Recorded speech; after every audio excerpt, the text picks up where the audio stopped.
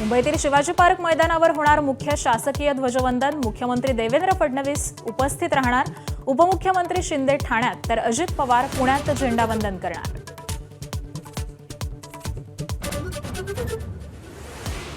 भाजपमधील वरिष्ठांनी परवानगी दिल्यास नामोनिशाण संपून टाकू। निवडणुकीनंतर वाद संपला म्हणणाऱ्या गणेश नाईकांनी एकनाथ शिंदेंना पुन्हा डिवचलं।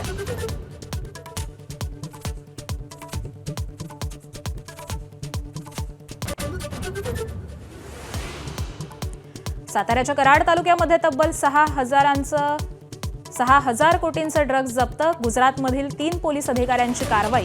महाराष्ट्र केसरी संजय पाटील हत्या प्रकरणातील आरोपीचा कारखाना असल्याची माहिती।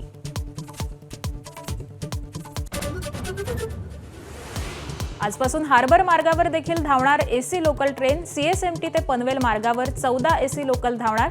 पहिल्या लोकलचा वाशी ते वडाळा असा प्रवास।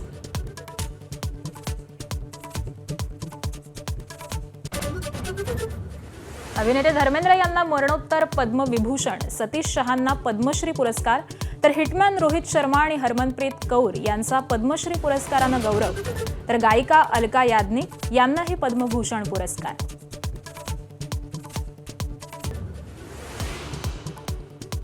भारताचा न्यूझीलंड विरुद्धच्या तिसऱ्या T20 सामन्यामध्ये 8 गडी आणि 10 ओव्हर्स राखून दणदणीत विजय।